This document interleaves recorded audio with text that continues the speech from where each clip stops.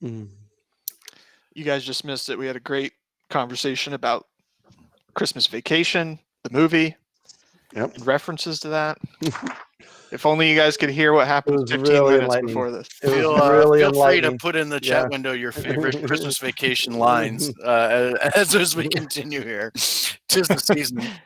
Just the season to put on your dickie and get out your moose cup and drink some eggnog with us. Holy shit, pass the Tylenol. You know? Or no, hallelujah, pass the Tylenol. That's a good one. Could do that one all day. Oh, nobody's putting up their Christmas Vacation quote. Come on, maybe we'll offer a gift card, you know? Yeah. I'll do it. I mean, the best Christmas Vacation quote in the chat today. If you don't have a Gallus app and you want to get one, $500 off your setup fee. Ooh. Well, who decides the best quote? Well, I do, of course. Oh, see that Russ line. That's a great one.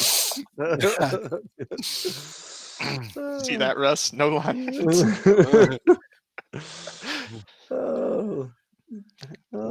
Tis the season to be merry. That's my name. No. Jelly of the month. Mike wants the jelly of the month. That's what we should do. We should copy the jelly of the month from Christmas Vacation and offer that up. Thanks, Mike. That's your guy, Macarelli, in there. Awesome. For a jelly of the month. That is the gift that keeps giving the whole year. The whole year. That it is, Edward. That it is. Oh, that's good.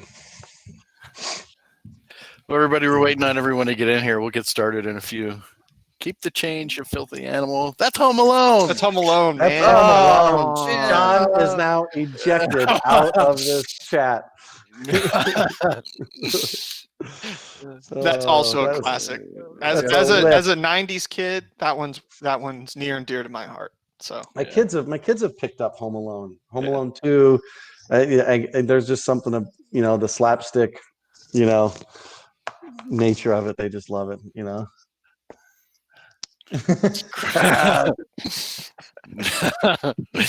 Oh man. Well, that's going to be our 30-minute webinar today. We're just going to reminisce about movies. Christmas Vacation quotes. Yeah, hope you guys enjoy it. I think right after that one, I don't know what to say except it's for all misery. I think right after that, she like lit up a cigarette, and then the mother-in-law from like 3 rooms over goes, "Ellen, are you smoking again?" Right. Oh man. All right, let's see. You guys want to give it another minute or two, and then we'll get the show think on the road? Kent, are you in here by chance twice? There's a little reverb on your voice when you're talking. Yours too. I'm not. Oh, it is? Sure Okay, why. it's just maybe it's just us. Yeah. Okay. When I watched it back last week, there was not. It seemed like it was okay. Oh, this is a good one. This is a great one. This is a whole scene, Jeremy. No, that's a great one. That's a great one. Wow, you even censored yourself in here. That's fantastic. Wow. Danny F and K. For what it's worth, folks, we were debating in our last episode whether we censor ourselves and say what the F or whether we don't. And I think we did like a half censor. We have to rein Scott in all the time anyway, so I got it pretty clean. I got it pretty clean. Come on. Mr. Campbell, thank you for joining us. I saw you checked in here. Good. I think should we get going? Let's do it, man. Let's go. All right, so welcome to episode 2 of the 6-episode series from the Golf Tech Gurus. We are keeping the Golf Tech Gurus name. It's locked in. We couldn't think of anything else that was G-rated. So we're happy to have you guys here. For myself, I'm Scott Mercham, Chief Growth Officer at Club Profit. With me is Kent Ashby from One-to-One Marketing and the Director of Ignite Marketing Services. And also we have Rob Hoffman, Director of Sales, VP of Sales for Gallus Golf out in San Diego. So we have San Diego, Orlando, and Chicago. Different phases of the lockdown as we record this on November 20th. But we're going to talk here for episode 2 of what happened to the consumer and how they've changed. The previous episode, episode 1, is available just like this one is. It is being recorded, and you will be able to get it if you have to drop off or you are able to attend a little bit and not attend the whole thing. After the recording's over, it renders for a little bit, and you'll get a follow-up email where you're able to watch this. You can share it. We would love for you to share it on social media, share it across if you thought it was valuable and other golf course owners and operators would benefit from it. And all they need to do is register. And what we do with the registration is we take that email and sell it to 100 different distributions to get spam forever and ever. Or just get a solicitation from one of our 3 companies. But if you could, that'd be great to share it just to let people know and keep it growing. The chat over there on the right, it was previously being used for your favorite Christmas vacation quotes, but feel free to use that for any questions that come up. In the first episode, we had a very lively chat and a great chat about a couple different things that were brought up. So at any point, please ask questions, tell us to stop, go more in depth, and we'll be happy to answer them. We'll either answer them as they come in, or towards the end, or if you want us to focus on certain things in future episodes, we'll do that too, because we've been talking about adding a bolt-on specifically just about credit cards, since there was so much discussion last week about credit cards. So the inspiration for this year's or this week's episode was the game Operation.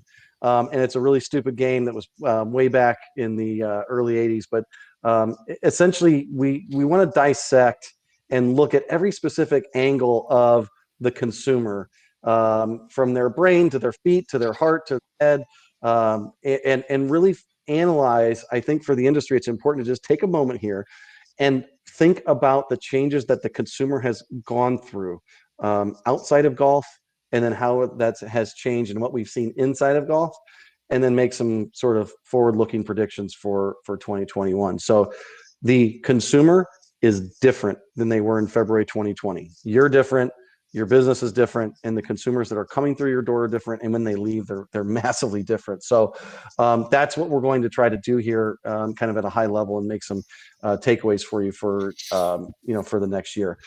Today's consumer in a nutshell, as I was kind of looking through this was kind of the image that I was looking for. And when I saw it, I was like, man, that is spot on. It's not blanket across, every single consumer that you have looks like this, but that is in a nutshell what has happened. Primarily work from home. The office of today is in your basement, in your laundry room, in your spare bedroom. That is what's happened, and it's happened, literally overnight. This consumer is juggling their priorities. As busy as they've always been, probably, maybe even busier. So they're doing a lot of juggling, and we'll talk a little bit, through this. You'll see what has been added into the priorities, and some of the stuff has been removed.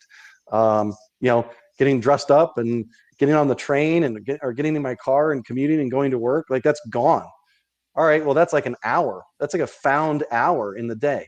Well, don't worry, but that hour has been gotten eaten up because you're part math teacher and your work has been a little bit more complicated. So all of these things have kind of reprioritized. So, and we're making these adjustments on the fly. As you have seen in the last 2 weeks, things went from, all right, we're kind of getting back, to now we've like snapped back potentially to where we were at the beginning.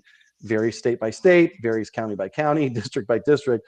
But everybody's new normal is, well, let's just see what happens. I don't think anybody's making grand plans to, escape to Europe or do these major things, because there's so much stuff that's kind of on the fly.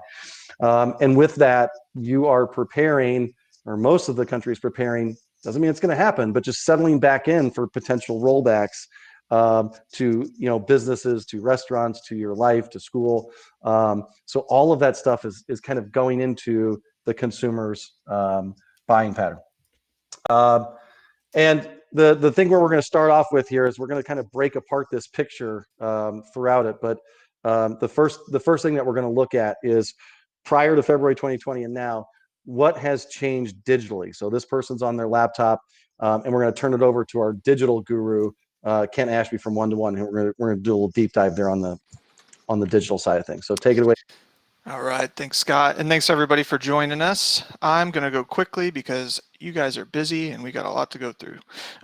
Anyway, so consumer behavior, like Scott mentioned, is changing super fast, faster than I think a lot of us even give it credit for. It's kind of making our head spin, and I look at it every day anyways, right? So I can imagine if you're someone that is operating a golf course and just drops in every now and then, it's even more overwhelming. So what's changed? Well, digital platforms, the usage on those platforms, mostly social media, is up 48 to 55% since COVID. So what's that mean? The supply is really, really high. It's way up here right now.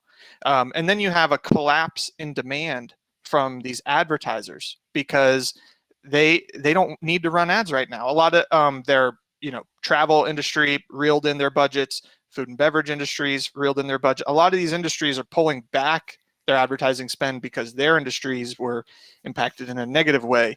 So what's that mean? You have a high supply of people using these platforms, a low demand to run ads. Well, these social platforms work on an auction-based system. So if you have less people putting in bids, that means the clicks are cheaper.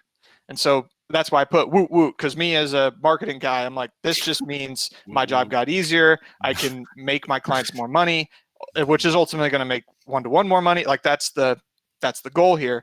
And so clicks are inexpensive. So what I'm getting at here is if you guys have tried Facebook ads or Google ads or some kind of advertising of the like in the past, you should pick it up and try it again. It might work a lot better this go around, and that's what I'm seeing from my end. And to give you a idea of how cheap clicks are usually between like 75 cents to $1.25 on Facebook ads if I'm running it for your run-of-the-mill golf course in the United States. Right now, we're getting click costs for as cheap as 25 cents or less. So to give you an idea of how cheap it is to target our audience right now. And so what about you that are going into your off season and you're like, well, Kent, that's great that ads are cheap right now, but I'm not going to run any ads. Like I'm going to my off season, I'm going to be shut down, but I want to take advantage of all these people spending time on social media now and this increased usage. What do I tell them? Or what should I be doing? You should be interacting with the people on that platform. You need to be engaging with them, comment, not just posting on your Facebook page, but then liking and commenting and engaging with your customer. Reach out to them. Don't just always rely on them to be the one to come to you. And now if you guys have noticed, Facebook has added a business news feed, so you can more easily interact with people as a business, which is very powerful. So check that out. Go to your Facebook page and look at that newsfeed option, as that'll help you a lot. And people call it social hacking, but it's not social hacking. It's just using the platform as it's intended to be used, which means liking, commenting, subscribing, engaging with other people. That's not a hack. That's what the platform is meant to do. And people, I'm adding this last point. It's a little bit anecdotal based off just my personal experiences with clients that I've seen that are just killing it right now. And the difference between all of the ones that are doing really, really well and all the ones that maybe aren't doing as well is that they have an extraordinary thing to offer. They're not just offering rounds of golf. And so I put in here, what's your purple cow? I'm not taking credit for that. There's a really smart guy, marketing guy named Seth Godin that came up with this concept. But the idea is if you're driving down the road and you pass by a cow, you don't think twice about it. But if you drive by a purple cow, you're going to stop and you're going to take a picture and you're going to tell your friends when you get home about, hey, I saw this purple cow. It's great. It was crazy. But then again, keep in mind that if you start seeing a bunch of purple cows, the purple cow is not special anymore, right? So keep that in mind. The people that are doing well are offering more than just, hey, book a tea time here. They're offering something else to get people excited that they can tell their friends about. Let's see here. E-commerce. So to kind of nail home what I've just talked about, and go into some other more specific details about how people are interacting with things differently in the digital landscape, I wanted to pull some stats for you guys from our clients. These are 3 clients, not cherry picked. They were the first 3 clients that popped into my head that I knew kind of hit these 3 marks: public, semi-private, and private. And so these are screenshots directly out of Google Analytics. And when you see the word transactions, that's tee time reservations. When you see the word quantity, that's number of golfers, just to give you some more context here. So a public facility in Georgia, transactions or tea time bookings year to year up 230%. And these are tea time reservations online specifically. So not total, but people using the booking engine to make a tea time. And I know for a fact that this club did not force people to book the tea time online. They could still make it over the phone. So the fact that it organically, people made their own decision to make that tea time online is kind of special to think about that. A lot of more people just automatically gravitating towards that. So here's another semi-private club in the Twin Cities market. They were up almost 100% across the board in online reservations year over year. And then just for you private facilities out there, we're working with a private club in Louisiana, and their membership requests are up 80% year over year. That should help you guys, understand the situation a little bit better. It's a massive difference in people using these online platforms. And so digital is moving from an initiation stage or initiation platform or channel to the actual point of sale. People used to use Facebook to get recommendations from their friends. They used to use Facebook just as a research tool, so then they could go to Best Buy and walk right in and buy the headphones that they actually want. It was a research tool. Now it's the actual place where they're making a purchase. They're making it online. They're not going brick and mortar, which is pretty obvious, but that's we're really heading in that direction more and more quickly. And then people are more willing to do business online, not because even that they want to, but like Scott told me earlier, it's because they have to. Sometimes there's no option. And so as a result, a lot of these people, aren't internet gurus. So you need to make everything, any path on your website, any path using your Gallus app, any conversion path, you need to clear the aisles. You need to make sure people can get to the end result you want them to, which is a tea time booking or a membership form application. They need to be able to do that easily without any interruption. So it's time to fine tune your funnels. If you guys haven't done this or you don't do it regularly, grab your phone after this webinar, open your website on your phone, and try to make a purchase in every way you can. Try to purchase a gift card, try to book a tea time, try to fill out the forms on your website, because I'm willing to bet a good percentage of you find out that something isn't the way you want it. It's not the way you need to experience it the way your customers are experiencing it, because more than 60% of them are trying to make purchases on this. So if you're looking at it on a desktop screen, you're not giving yourself a realistic view of how most people are interacting with your online store, your booking engine. And do it on Android and iPhone and Yeah. iPad. Do a couple different variations. Yep. Have multiple. Have a few of your employees do it on their phones and see if it works out for them too, and then reimburse them for whatever they bought or whatever the case is. It's worth the money. That little bit of money or whatever is fine. And I don't know. So in-person holiday shopping is obviously going to be hurt. And I have some statistics that support that. They're estimating between 30 and 50% reduction in in-store brick and mortar shopping this holiday season, which is a crazy amount. And if that's true, that's going to hurt us all if we're not prepared to accommodate on the digital side. So since people are more willing to purchase online, you need to give them those paths, and they need to be easy. Website traffic is up approximately 64% over all of our clients year over year, and 80% up on mobile devices. So again, just kind of nailing home, make sure you're paying attention to how people are using this and how easy it is for them to interact with this on your products. Taking that number, go back real quick, Kent. Taking that number, let's just say golf is up, 10 or 15%, so okay, there's a little bit more activity. You're still talking about a transformative move, because it's not just because golf is up. That's actually higher, obviously, than the amount of golf that is up. So it's a shift from where they were normally researching you or it's disproportionately taking a larger piece of the pie. Like it's not just, rounds aren't just up, but the way people are booking those rounds is obviously changed too. So food and beverage, I didn't forget about you guys. I know a lot of you guys have standalone restaurants that are a big part of your facility. So I just want to talk about this for just a minute, but you can see takeout and outdoor dining demand is just spiked way up again. I wanted to show you guys this.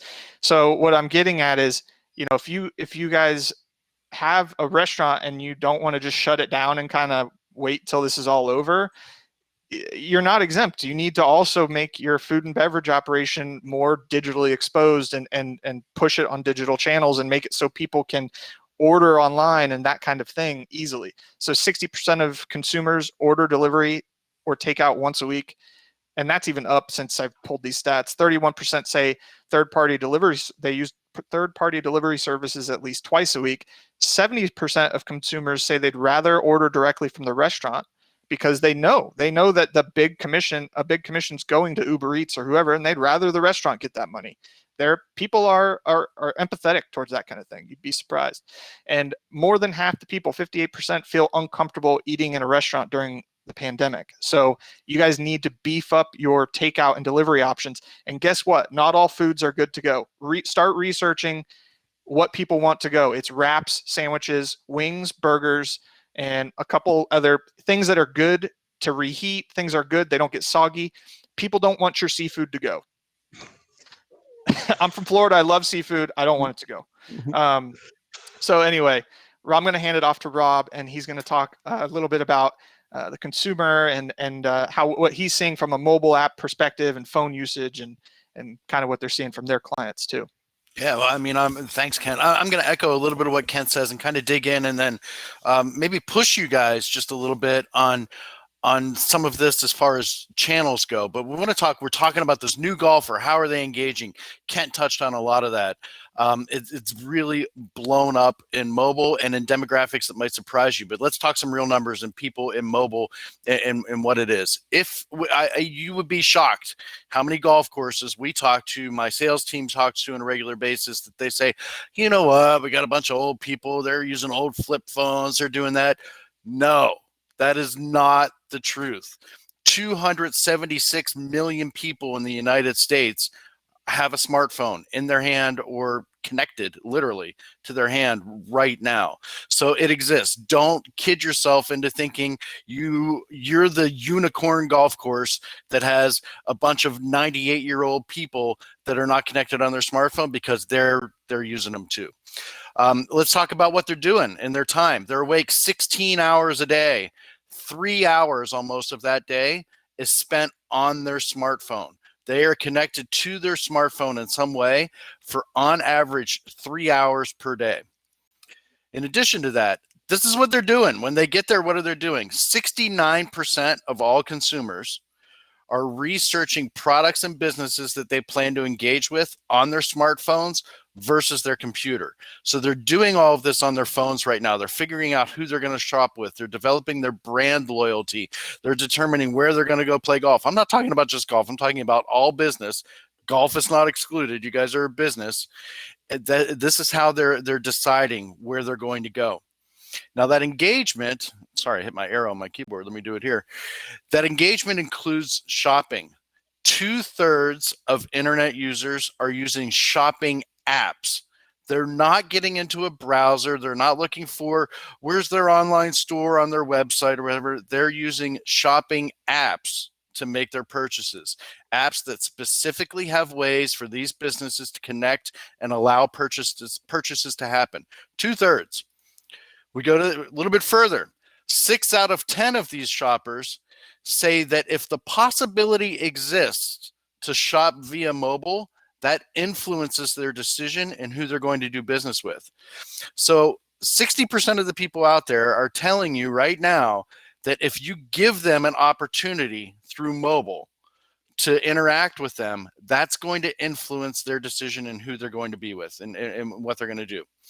We go a little bit further in this, get into some of these stats a little bit more. Who are these people? So when we talk about this age thing, these are statistics straight from our app users. So all of our apps across the world, when we talk about who's using them and who's engaging, folks, almost 67% of the users are 55 years old or older.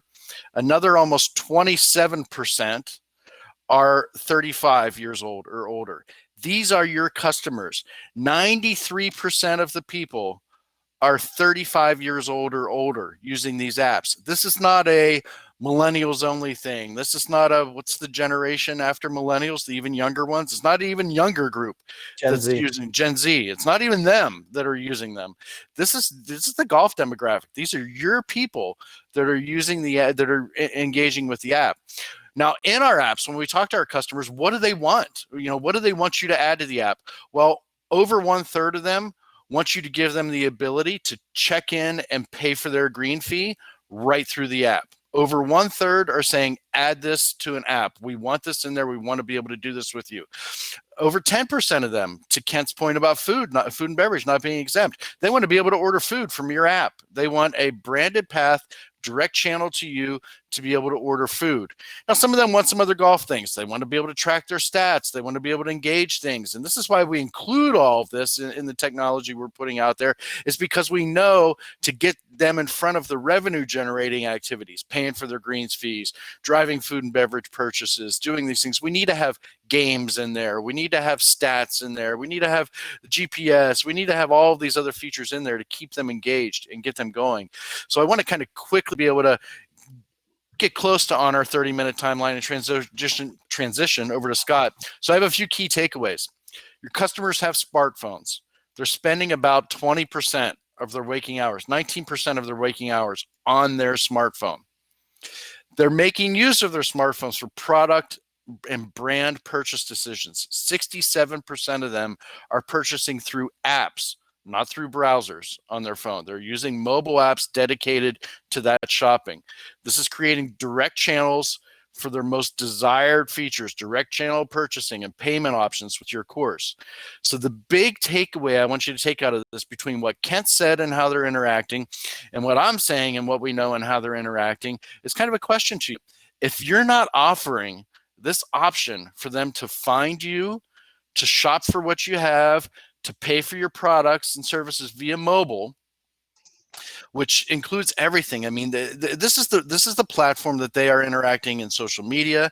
Facebook is there, Instagram is there, advertising and everything for that is there.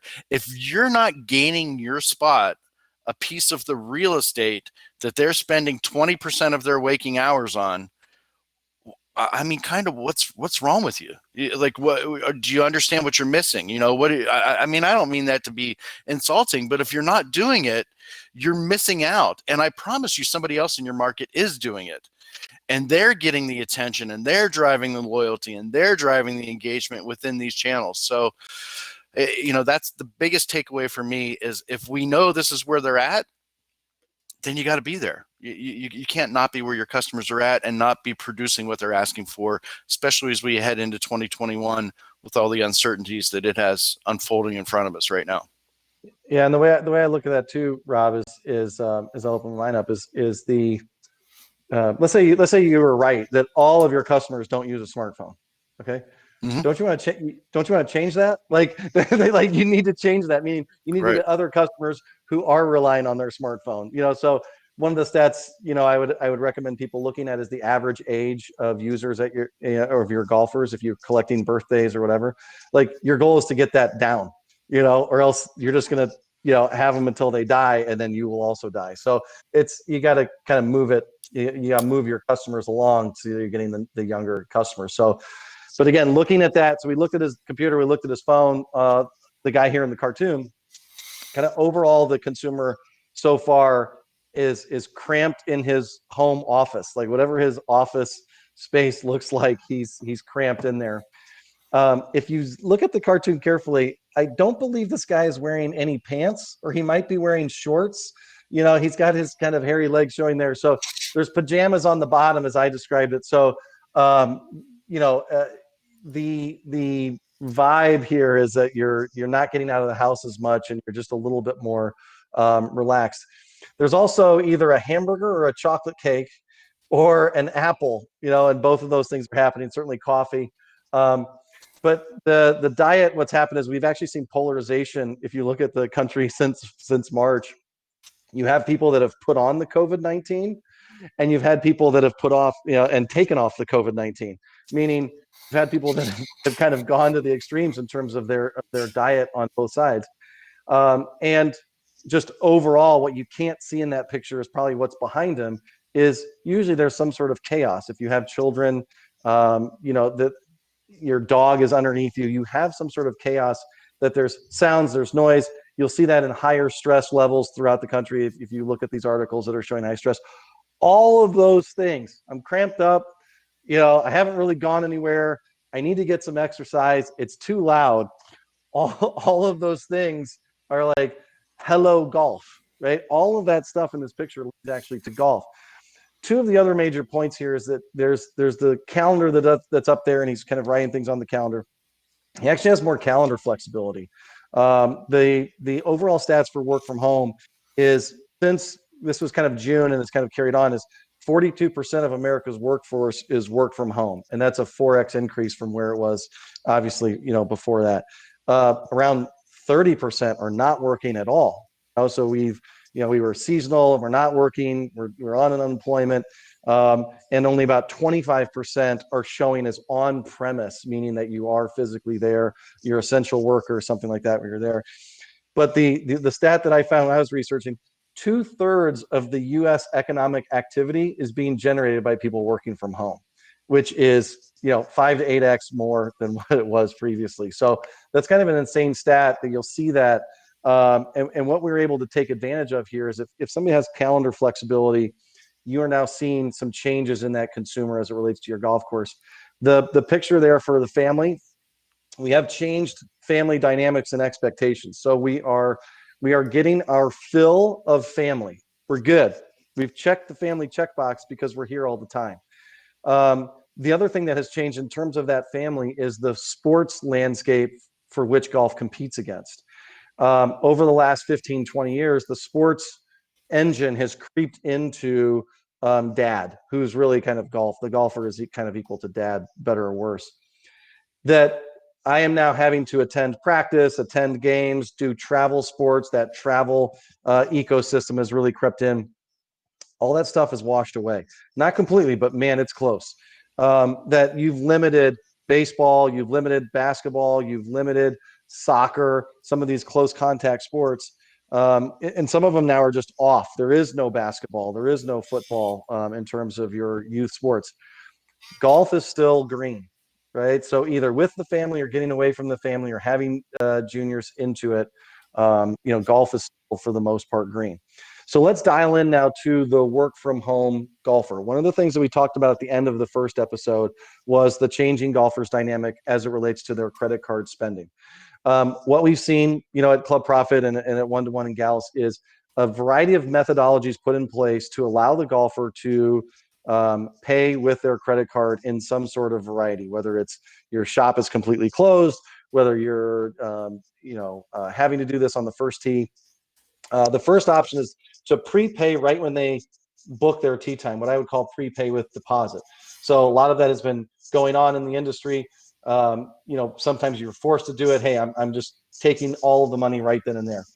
The second methodology that's kind of, we're moving along the line with Gallus is, pre-check. So let's call it the day before or the day of the individual golfer's pre-check in. That's another methodology that is out there that you might want to, severely look at here for the stat that Rob showed in terms of 1/3 of the golfers actually want to do this.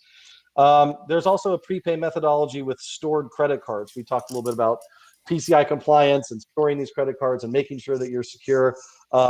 There is that option out there, is that I'll just put it on that person's stored card. We are also seeing what we talked about in the first episode, a huge increase in paying via mobile payment.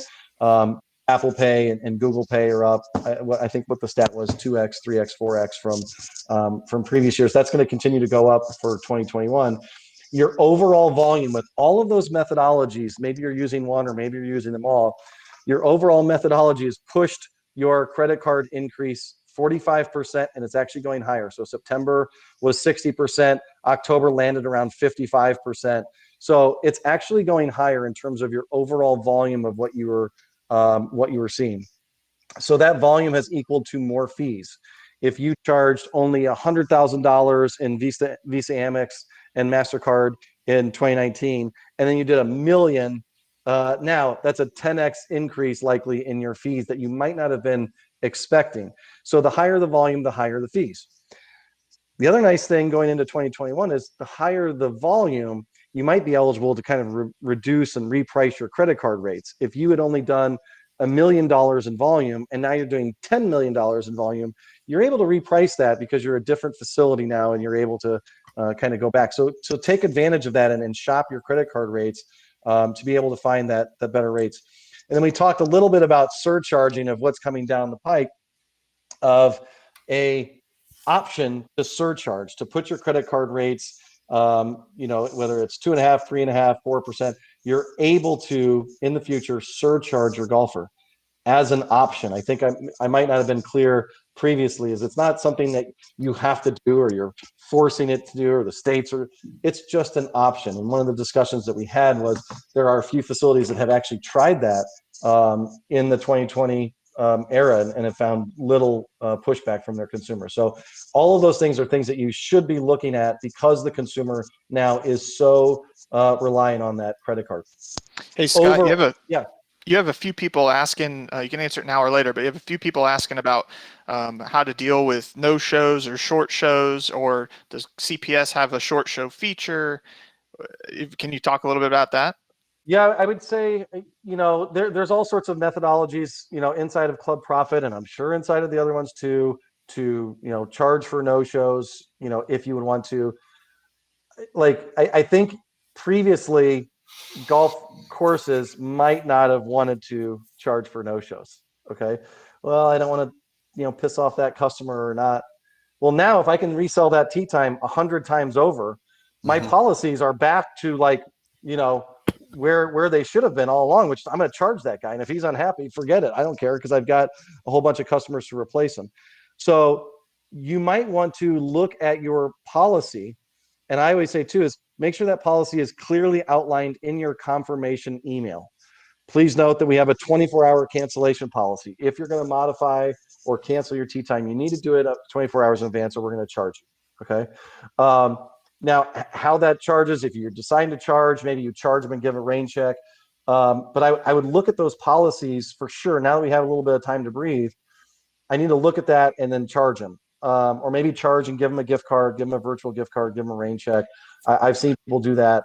But if you are charging for the no-shows, as long as you've given them a chance and they haven't, as long as they have not canceled with you or modified that reservation, you have a case to be made to charge them there. Yeah, So. Jenna just said she charged for no-shows. They had 12 no-shows this year, and only one actually complained about the charge. I think that's most people. Like, if you, maybe not, but if you charged me for being a no-show, I'd be like, well, crap, I deserve that. You know what I mean? I feel that way, but if I can look at your customer record. Like, you can go into Club Profit or whatever your system is. You should be able to look, be like, "Wow, Kent's here 100 times. Maybe I don't want to do that." Or if I'm going to give that person a gift card or some sort of make good so they can still come play, I would limit it. I wouldn't let you come back and play on Saturday morning for free because you no-showed me. I'd say, hey, I gave you a gift card that's good for Monday through Thursday. Come on out, sometime between 12 and 12:15, right? So you got to look at that because now you're busy, right? So you've got some demand coming back in there. Well, Travis just made my point moot. He said we had over 100 no-shows. They all complained. Well, I would then say maybe get together with your other operators and just say, hey, we're busy again. We need to charge for no-shows. Are you all with me? And if they complain, great, you can complain, but you can't really go anywhere because we've all decided that we are going to charge for no-show. So there's not one size fits all. You can tell me I'm wrong. I got it. But you now need to think of yourself as a super busy golf course where you could have sold that tee time 10 times over. And if that's the case, no point in having no-shows all over the place. You might want to kind of beef that up. So just beef up the communication to your golfer and let them know, hey, we're really serious this year about charging, or, I certainly wouldn't let somebody do it twice to me, So anyway, so to play more, to keep us on track here, to play more, Golf Data Tech September numbers were plus 8.7% year to date nationally. Effectively, what I just, there's an effective rate there. Because of a 20% adjustment that we had to make, we were closed for, I'm going to call it 1/5 of the year because of COVID, because of we might have had quantity restrictions or time restrictions placed on us. Nationally, I just gave us a 20% adjustment. So that's an effective rate of up 10.44% to make up for the times that we were closed. Certain months and regions, though, if you dial down into those numbers, certain months and regions are up 20, 30, 35%. Year over year. So you were open and you were doing great business in September of 2019. Well, you were up 35% on top of that in 2020. So that's just like That's just like a major influx of golfers, the likes of which we have never seen. So the next thing that you need to do is you need to make them pay more. Hopefully, most golf courses were adjusting their price and paying more. The sudden onset of these rules and of COVID, the time that it hit golf, March, April, kind of opening back up in May, and we didn't know what was going to happen. The sudden onset might not have allowed for some deliberate pricing changes for you to sit down, have a cup of coffee, and think about how you're going to price your product in 2020. If you didn't do that, what you saw was just this massive increase of golfers because they were had nowhere else to go, and you didn't adjust the price, and you didn't make as much money. Now you have the time. We have the time now. November, December, January, most of the golf, is closed except for the southern parts of the country.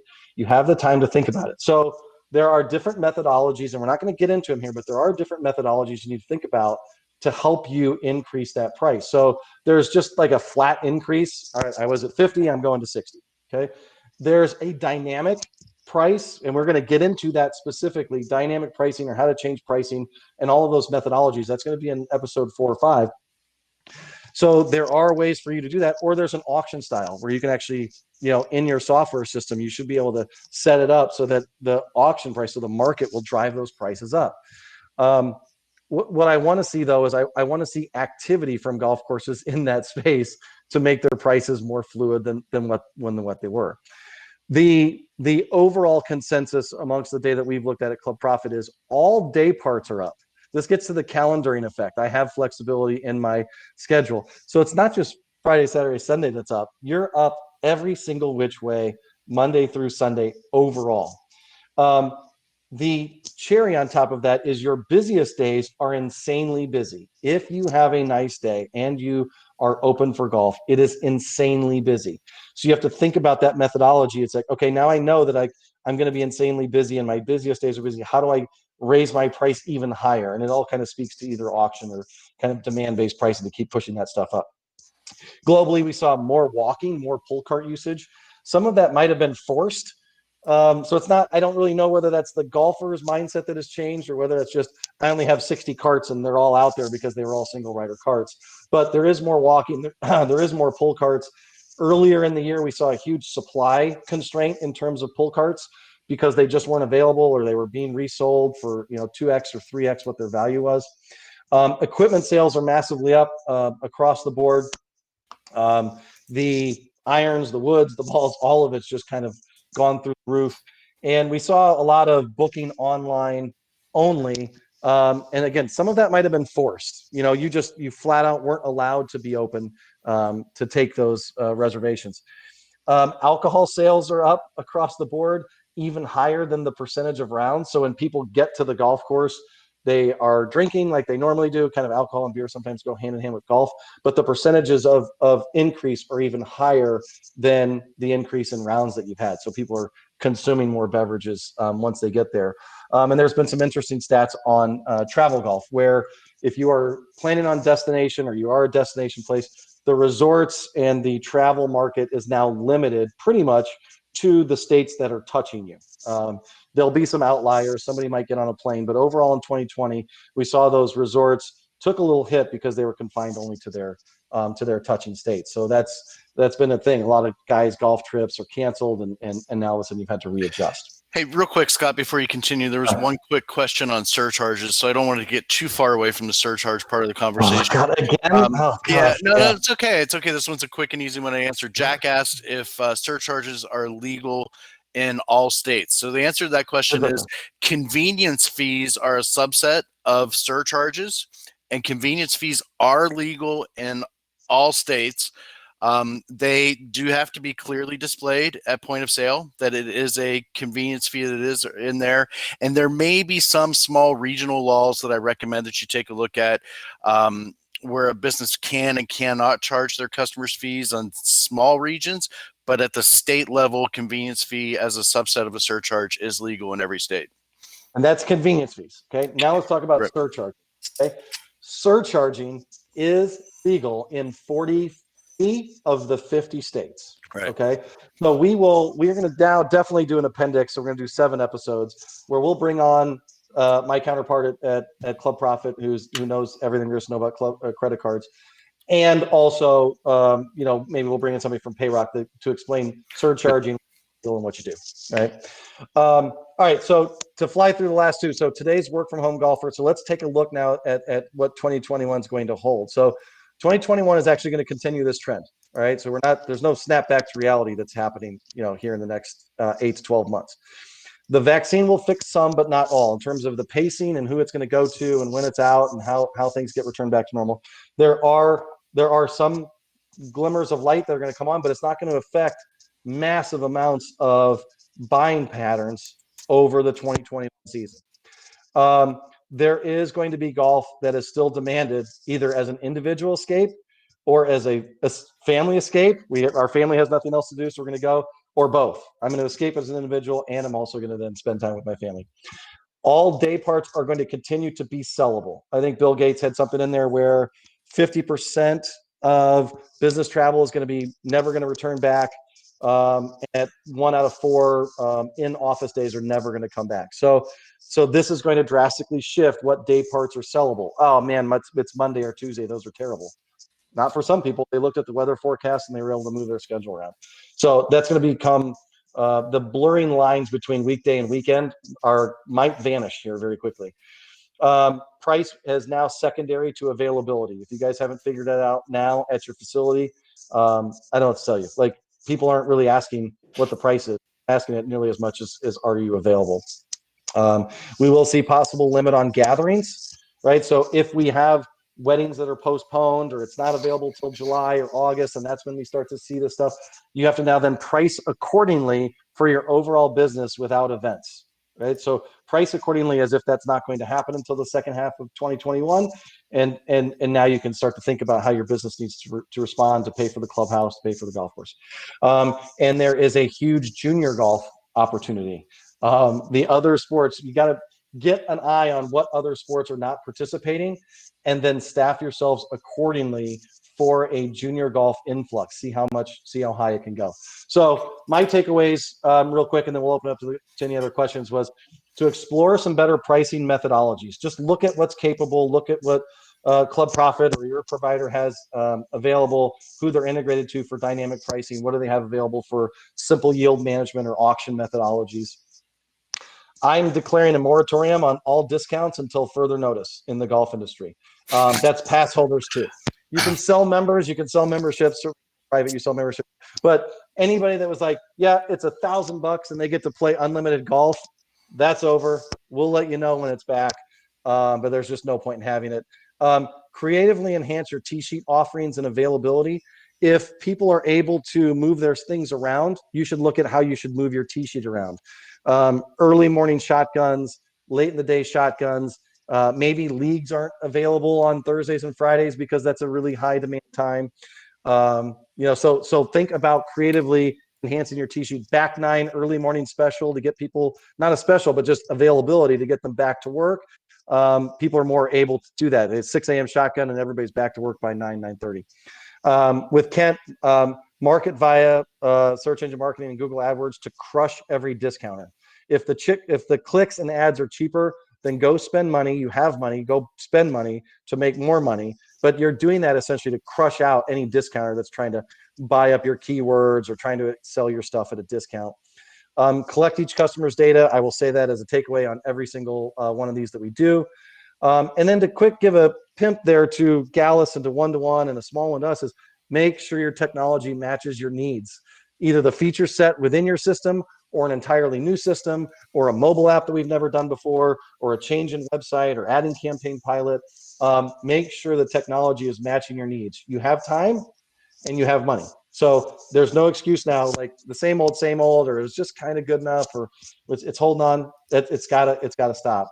And then I put a lot of this into a white paper on LinkedIn. It's available if you just search me on LinkedIn. You don't have to be friends with me. I get it. I wouldn't want to be friends with me either. But kind of read it, because it's going to just kind of look into the crystal ball a little bit for us for 2021. So we appreciate the time. I'll brag about your article for you a little bit. You guys all should go read Scott's article. It's good, and I think inspirational more than anything. It came from the heart for sure. So you guys should read it because it was good. I read it and it made me start thinking. So I tried to make it from the heart, but also the brain. It's not just all like touchy feely stuff. But sure. Ron had a question. Will you weigh in on 9-hole fees on 18-hole facilities? I think I'm going to have to stop those as well. I think I'm going to declare a moratorium on those, or just charge my 9-hole fee is exactly the same as my 18-hole fee. Because I would see a difference if I didn't have more 18-hole players to take advantage of it. But everything I've heard anecdotally and what I've seen on top is you have more demand than you have supply. So sorry, I know you're used to getting your senior 8. I know you're getting your 9-hole. I know we used to do this. I know we used to do that. I used to go to Cubs games for $5. Well, yeah, they sucked, and that was 20 years ago. Like, this is Game 7 of the World Series. Price it accordingly, okay? And I cannot stress that enough. And if you think you've priced it so high that nobody will ever think to pay it, try me and see what happens. And as Kent says, you can always discount. Like, we're no stranger to that. Like, we've discounted things for the last 20 years, but try it. And you're going to catch your consumers off guard. Oh my gosh, I used to pay 60, now I'm 100. I used to have a 9-hole rate. Just try it. Say, hey, listen, with COVID, we had to do it. With COVID, we've looked at our costs. We've had to do it. Hey, with COVID, we weren't able to run any events or any shotguns or any weddings. We've had to adjust. And that guy might be pissed off and not play. There's 15 guys searching and hovering and looking for tee times that are available, and they'll do it. So I would declare a moratorium. You know your business better than I do, but just stop it and just see if there's 18-hole guys that are going to come in, 18-hole men and women that want to play at a higher price. Yeah, I think, I know we've gone way over, by the way. If you guys need to hop off, see you later. But we're just talking at this point. You can pick up the questions later if you find that any of them are interesting. Scott, go ahead. Ken. Well, to your point, Scott, about the discounting thing, it's all perfectly right and accurate too. But I also think that, people overlook the opportunity to create more value and sell something at a higher price point because it's different. Right. And so somebody had mentioned, like, hey, do you foresee this being an issue, a long-term effect of making these, raising your rates, and then let's say demand goes back to where it was and now you're back to discounting? I don't know that you'll offend people by doing that, maybe some, but also I agree. I think a little bit, I think you should have that mindset a little bit. Like, I don't want to rub people. I don't want to go pissing off all my customers just to make more money right now, because I need those customers to be my customers a year from now as well. So I get that you need to be empathetic. You can't just be like, I'm raising my rate. I think you need to be totally empathetic. Totally empathetic. Do not show up to your golf course in a new Tesla or Ferrari. Okay. Drive the same car you've always driven, put the money in the bank. Don't showboat it off. All right. But I would then layer in what you're doing and why you're doing it, which is, hey, we've had to go to dynamic pricing because I just can't get everybody out here, and I need to let the market tell me what the price is. Hey, I've started to auction off my Saturday morning tee times because I clearly can't sell it for $40 anymore because so many people want to play, but I've got to make it fair so that everybody that wants to play I can auction off. Layer in the methodologies and the reasons, give people a reason to do it. But if you're going to do, demand-based pricing, just say, hey, yeah, this is like the World Series, and we've been the Colorado Rockies for so long, we've forgotten how to do it. And I know you're used to just coming in on a Friday night to my baseball stadium. So maybe try to draw some of those analogies and just tighten up what I said so that your staff can say it. But don't be afraid to run into revenue and then work your way backwards. If the guy leaves you not $40 anymore, awesome. And when you get his information, you can always email him when you are back to $40. One other question in here, Michael Huber asks, you kind of addressed it to you, Scott, but I think we've answered it a little bit already. Do we worry about long-term effects that some of the changes we're proposing could have on golfer behavior? I mean, honestly, some of what we're doing, so I think there are multiple pieces to that. Then I'll let you guys kind of weigh in. I'll take it because I'm talking right now. But I think some of the things that we're proposing some of the changes and some of the ways that you position yourself as a business, we want that to drive consumer behavior. You need that to drive consumer behavior because, to be quite frank, the golf industry versus other industries has lived in a antiquated level of consumer behavior for too long. And COVID has given golf a little bit of a kick in the pants to up its game with getting consumer experiences that golf courses are providing to match what consumer behavior has been across every other industry. So we're basically, we were forced in the golf industry to now press the fast forward button and get equivalent. I mean, you've been able to order food from Domino's and have it delivered to your house for what, 35 years now or something along those lines. And the golf course hasn't had the ability to take an order from anything other than maybe some phone they had stuck in the ground on the 9th tee box. There are a lot of things that we really want to drive some new behavior. Now, to what Kent's point was, if you up your programming and create different experiences and you look at doing some experiential marketing and some different things that you can do, you're also going to drive behavior that drives loyalty, that equates to higher rates, that puts you in a better position, that you're not discounting, and it all kind of snowballs on top of each other right now. I mean, if anything, I think that's what's happened in 2020 has forced us to become better businesses in the golf industry. Yeah. I wouldn't worry about how it affects consumer behavior. I'd be more worried if you don't do it, how it's going to affect your customers' behavior. Dude, don't worry about thinning the herd. All right. Do not worry about thinning the herd. It is Darwinism, right? Hey, I love you. If you look at me as just a $40 golf course, $40 transaction, I got your email. I'll let you know. It's not personal. That was my blog at the beginning of April when you raise your prices. It's not personal. This is strictly business. This is business. Yeah. And if you want to look at my budget, you want to sit down with me, you want to look at my last 10 years, it's a bloodbath. All right. So don't get mad that all of a sudden we're a pretty girl at the dance and people want to do it. This is an abusive relationship. You drop it. Just like you drop a discounting third party, just like you drop Groupon, you break up with them nice. It's not you, it's me. And I'm popular and I'm going to charge for that popularity. And if you're saying it's demand based, hey, or auction based, you're not the bad guy. It's just, hey, the market is reacting. Right. And where's your 2-for-1 coupon? Well, I'm thinning the herd. And if you were looking at me as a coupon venue and I'm never coming back, don't be afraid. It's all good. Bye-bye. See you later. I mean, Michael does follow up here about, he said he was speaking more about eliminating 9 holes, twilight, those types of things.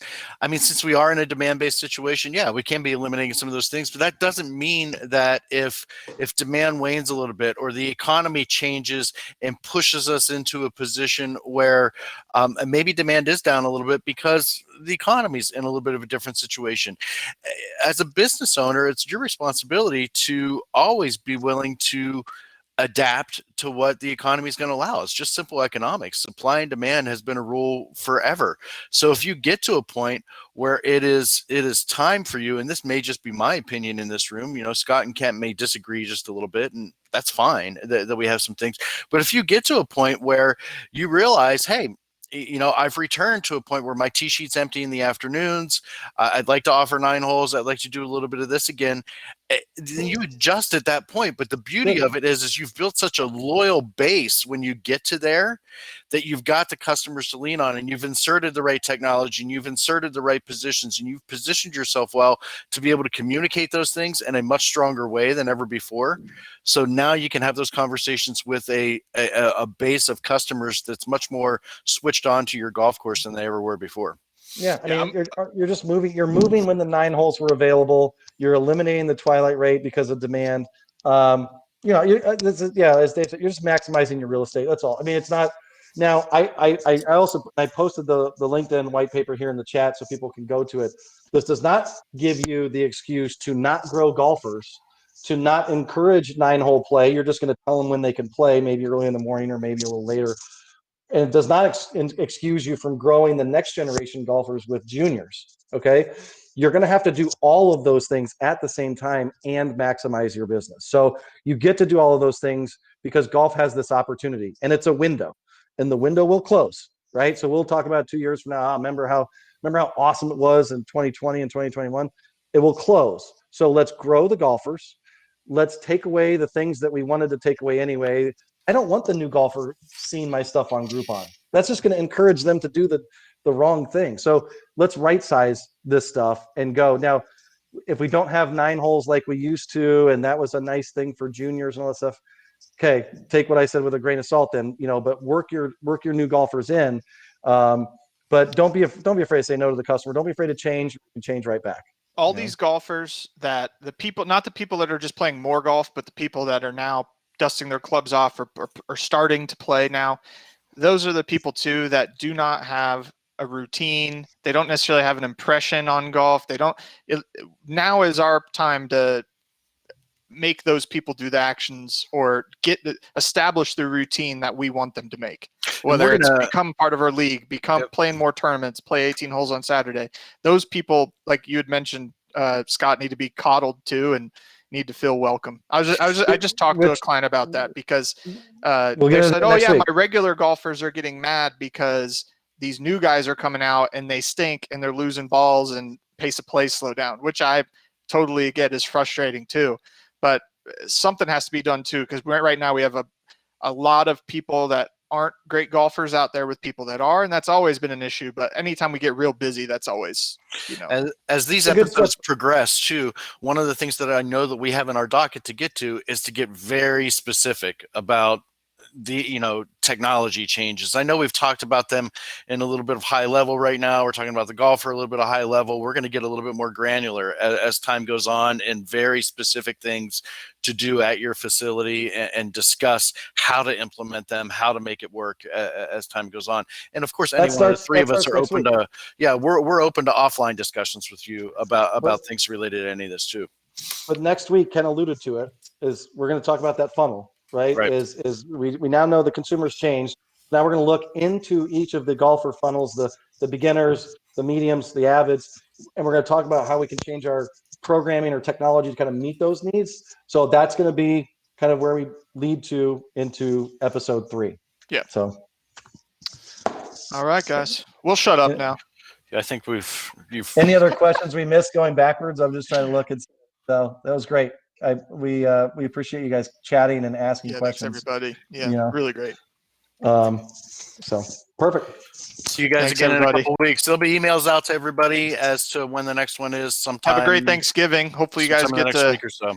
See somebody you love and don't have to be cooped up by yourself. But have a good one, guys. Thanks, everybody.